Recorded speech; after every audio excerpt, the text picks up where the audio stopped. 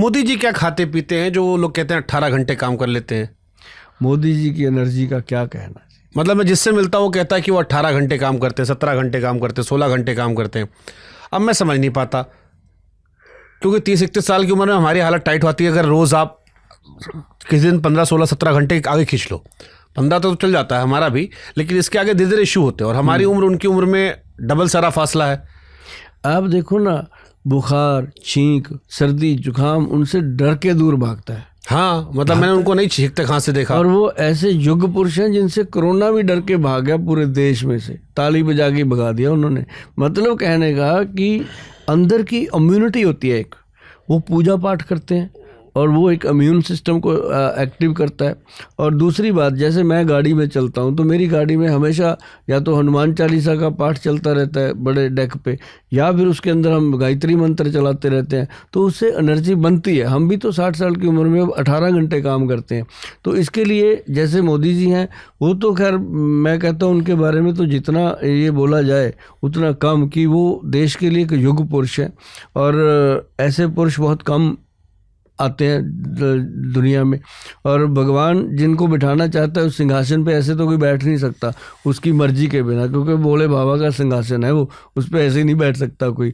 तो मतलब उनके अंदर एक पावर है, और जो मतलब आप सोच भी नहीं सकते। अभी आप देखो अमित शाह जी कभी कभी थके हुए लगते हैं, लेकिन वो छोटे उनसे कभी थके लगते हैं। अमित शाह छोटे 55 साल के हैं। हाँ, और वो देख लो मोदी जी हर वक्त ऐसे खड़े होते हैं तन के। अब देखते हैं पर बच्चों को मिलते हैं तो बच्चों को भी नहीं लगता कि ये बहुत बड़े हैं, उनको भी बच्चों के बच्चों जैसे हो जाते हैं। तो एक तो हो गया कि आप फैन वाली बात कर रहे हैं। मैं जानना चाह रहा हूँ खान पान के दृष्टिकोण से मोदी जी ऐसा क्या करते हैं जो इतना फिटफाट है, और अगर किसी आदमी को मोदी जी की उम्र में उतना ऊर्जा लानी हो, हाँ, चमक लानी हो। मैं ये बता सकता हूँ, क्योंकि मैं मोदी जी का खान पान जानता नहीं हूँ। हाँ, लेकिन फिर भी मैं मतलब ये अगर बता सकता हम समझना चाहें, हाँ, कि इतना अगर फिट रहना है, अगर आपने एनर्जेटिक रहना है, तो आपको अपने दिनचर्या में जरूर कुछ ना कुछ ऐसा चेंज लाना पड़ेगा। ऐसा ना हो कि आपको सारा दिन तो आपने पूरा, जैसे गोयल साहब ने बता दिया वैसे कर लिया, शाम को उठे 2-2 मोटे पैग मार दिए, उसके ऊपर मुर्गी चढ़ा दी, तो फिर तो कुछ नहीं होने वाला ना।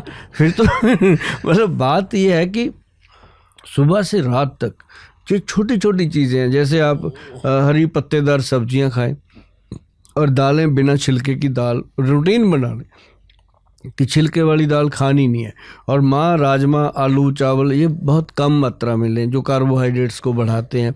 और जैसे करके आपने दूध है, दूध आप लो, कौन मना करता है, दूध हमेशा लेना चाहिए, लेकिन दूध में हल्दी डाल दो। अगर दूध के अंदर साइड इफ़ेक्ट भी हो रहा है तब भी नहीं होगा, तो हल्दी ऐसी है कि उसके साइड इफ़ेक्ट को ख़त्म, हल्दी डाल दो, शहद डाल दो, मिश्री डाल दो, तो ऐसे दूध पीना चाहिए। मतलब अपने खान पीन को इतना सात्विक कर दो कि आपको, आपके साथ जो बैठ के खाए उसको भी पता। अभी अक्षय कुमार की मैं इंटरव्यू सुन रहा था, कहते ये खाता ही कुछ नहीं है ना। तो वो साथ में वो थे अपने, क्या नाम है उनका, अमिताभ बच्चन जी के सन, अभिषेक बच्चन जी, तो वो खुद कह रहे थे अपने मुंह से, कहते यार इनके साथ रह के तो भूखे मरने वाली बात है।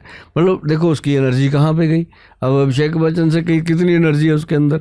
तो मतलब वो खाते ही नहीं, वो वही घास फूस, जो मतलब हरी सब्जियां और हरे पत्तेदार सलाद काट के खाना, और थोड़ा बहुत उबला हुआ, जैसे सलाद है उबाल के, जैसे मक्का है उसका भुट्टा बना के खाना, ये चीज़ें एनर्जी देती हैं। और इससे जीवन को चलाया जा सकता है। जीवन की हमें देखना है कि हम बॉडी के अंदर वो चीज़ें डालें जिससे हमारी नाड़ियाँ भी चलें, ब्लड सर्कुलेशन भी रहे, ब्रेन भी पूरा काम करे, हार्ट भी काम करे, लिवर भी काम करे। तो वैसा खाना जो है वो बहुत इंपॉर्टेंट है। सात्विक खाना, जैसे हमने अभी घरेलू नुस्खों की किताब लिखी है, उसमें हमने पूरा सात्विक खाना लिखा है। अब ये थोड़ी है कि उसको बंदे को पजल कर दो। नाश्ता करो और उसके बाद लंच करो, उसके बाद डिनर करो। कोशिश करो कि लंच हैवी हो, नाश्ता लाइट हो और डिनर बहुत लाइट हो।